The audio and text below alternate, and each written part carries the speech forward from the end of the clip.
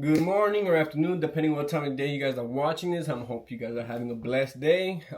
Today's video, we're going to show you guys on how to clean your guys' exhaust ports. I had bought in this little Civic, and I want to make sure it's well maintained before I go out and about in the streets. There's 3 or 4 things you're going to need to clean out your exhaust ports. If you guys don't know or are clueless, I'll send this over to someone who knows, because you don't want to mess up your motor. It looks simple, but can mess up your motor if you do not know what you're doing. So please guys, if you guys don't know, don't say I made you guys or think it's easy.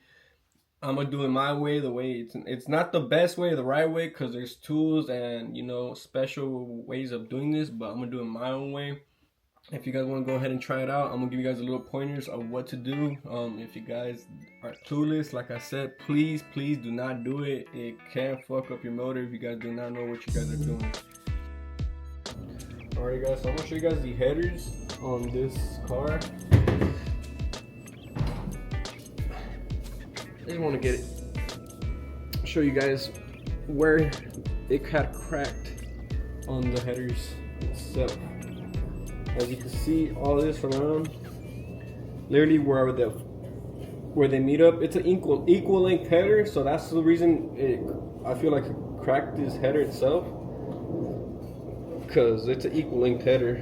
They all wrap around, and where they meet at is where the whole thing popped off. Literally, all this was hanging out, and this was out the header. Literally, flames are shooting out through these 4 when I had bought in the car. So yeah, as you can see, it's all black on this side. It has its TLC, but we're gonna fix all that. We've been there, done that. It's a Honda, guys. It's part of the culture. It's part of the love that you are part of now. You know. You want a compressor line. Not this tip. You do not want to use at all. Oh. There we go. That's locked in. We'll use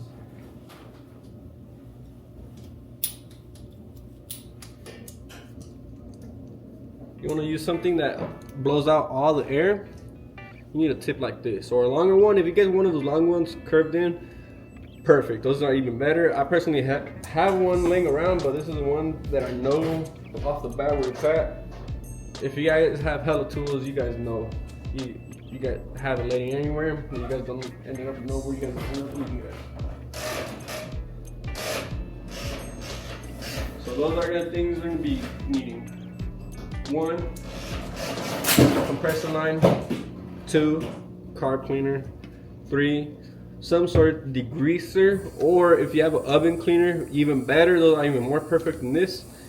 And lastly, your toothbrush or something to get brush off those crevices, those that carb, whatever you got in there. I don't know what you got sticking in your motors, oil, whatever gunk. This will get it out.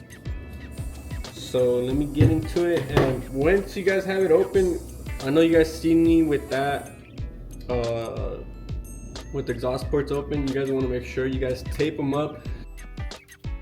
So as you can see, this is one of the reasons why I bought this car on the low. This is one problem. The slave cylinder is another problem. The headers were also blown out, and I think that's about it.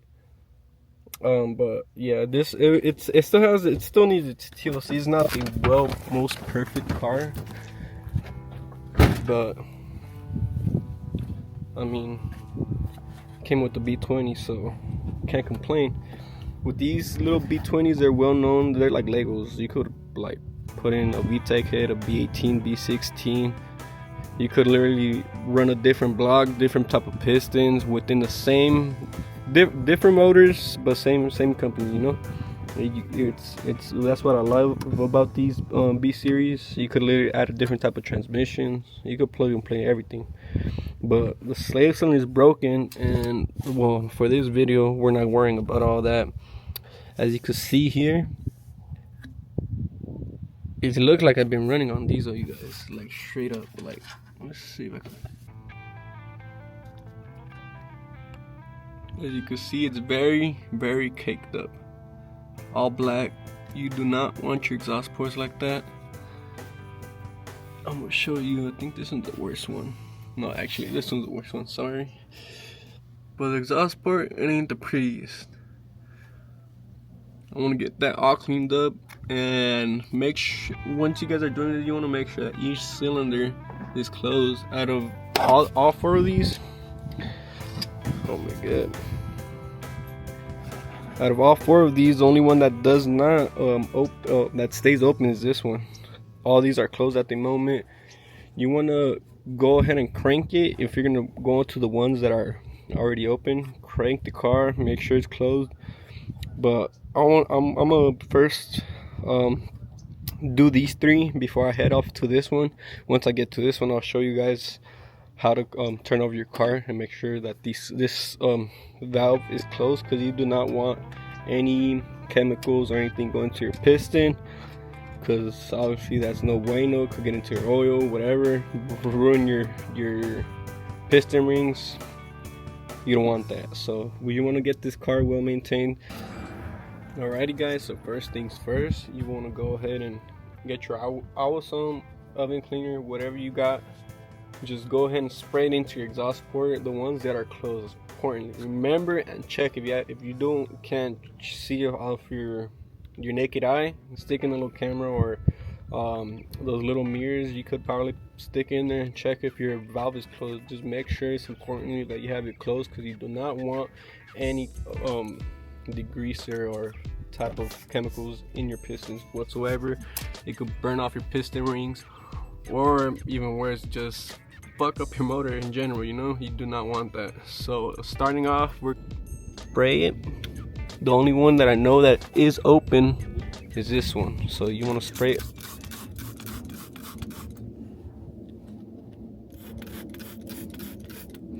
One, 2, skip, and 3.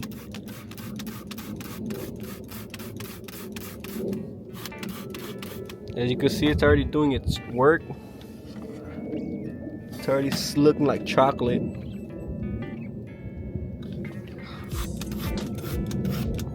Let's see. You guys want to let it sit there, just brush it in, work it in, let it sit there for a minute or 2. As you can see, it's turning like chocolate on this one. This one's still working, it's doing its job. This one's already looking like chocolate. Let its work, do its thing. Then you want to go ahead and bring in the toothbrush. I'm gonna let it sit there for 5 minutes. Look, as you can see, look at that, it's all chocolate. That's all from here. You know, it's doing its work. So I'm gonna let that sit there for 5 minutes and I'll be back. So I already been here for a minute now, scrubbing and letting the degreaser do its job. I've been getting that elbow grease. And you can see down there all that chocolate cake fudge is ready to go for your next party.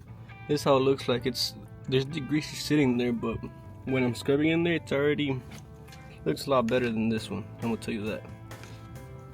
Anyways.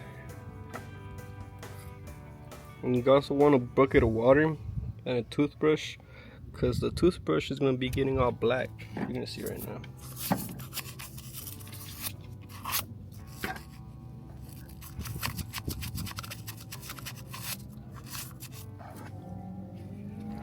I don't know if you guys can see the color now. It's a lot more. You can see the life now compared to this. It's a lot more cleaner. Just the little black spots that you're gonna need your carb cleaner with to break down those areas. The degreaser was gonna break down all that, and that's the main stuff. The carb cleaner is gonna break down the stuff which obviously the greaser couldn't do. And when you guys do this, try to wear long sleeves, because I was blowing out all the degreaser out and you're gonna be making a mess. As you can see right here, it's all over the motor, everywhere. So you want to be careful with that. And what I would like to do is just grab a rag, a piece of rag, put it over it, and then when you're hitting it with the compressor, just make sure you have it tight, very tight, let it catch all that debris. And just to avoid all that mess, guys, because you really don't want all this all over you, because it's not pretty and it's not easy to get out. And with this, I'm gonna leave the greaser here and wash it off so it doesn't stain. It's already staining some of the concrete. I'm gonna beat my ass or something, but I just want to get this clean with. As you can see, it's a lot more better now compared to that. Looks like I was running on diesel. How's it going, you guys? So for yesterday's video, let the neighbor warm up his truck. But for yesterday's video, I know we're cleaning out the exhaust port. The only problem I wasn't able to show you guys was turning over the engine, because hold up, cars are passing by. Let them pass by already. So for yesterday's video, I couldn't show you guys the part where I was cranking over the engines. That part is real easy. I'm gonna show it to you guys right now. My battery had died, and right now I literally just had turned it over, and we already had to fix the problem. Well, not the problem, the issue of it being gunked up. That third port that was closed, that was still open, I already had cleaned it out. So let me just show you guys the results. So as you can see, each exhaust port is cleaned out. This is how they should be looking, you guys.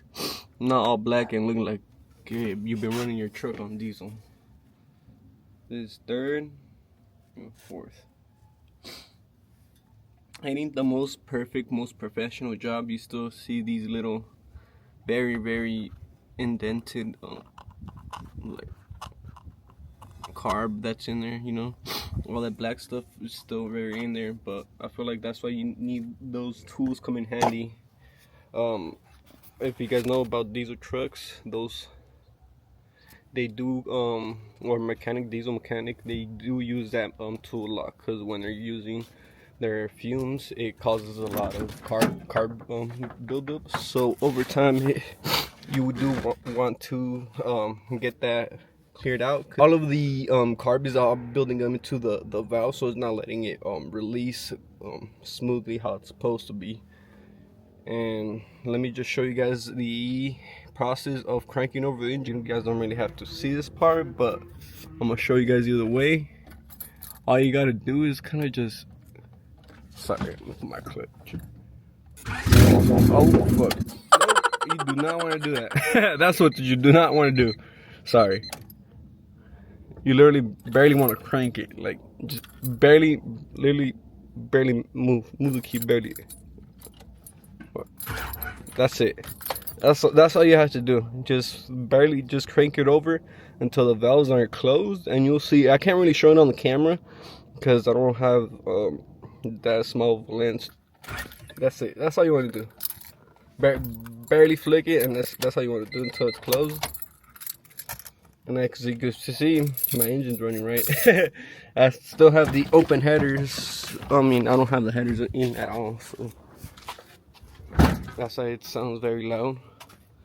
But once I get those headers slapped on, I'm putting the gaskets, and I already flipped and switched out this move. So, oh fuck! I did not know I had fluid in there still. Yeah, I'm gonna switch this out. These are very well known to give out. I would recommend getting them from O'Reilly's or AutoZone because they have a 1-year warranty. And every time these break often, and it's just pushing quite a bit of horsepower. Those warranties come in clutch. So you do recommend a place where they do have a warranty factor, because you do not want to be paying out of pocket every time these break, because they're very known to be breaking. And another thing, when you guys are brushing each port into with this toothbrush, you want to have a bucket. You want to have a bucket of water. Just as you can see, this is pretty nasty. You do not want me. This is how it's gonna be looking like, but obviously you do not want your engine to be looking that carb cleanup. That's all the gunk, nasty diesel buildup.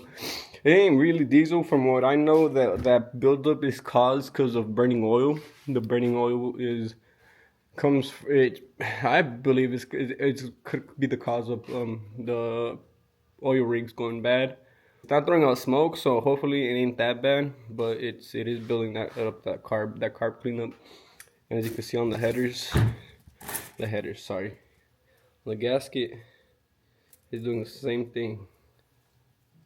You see, that's where it was having its exhaust leak. So I'll make sure. I think I have an extra spare of this laying around. If I have it, I'm put it. If not, I'm gonna just use the same old one.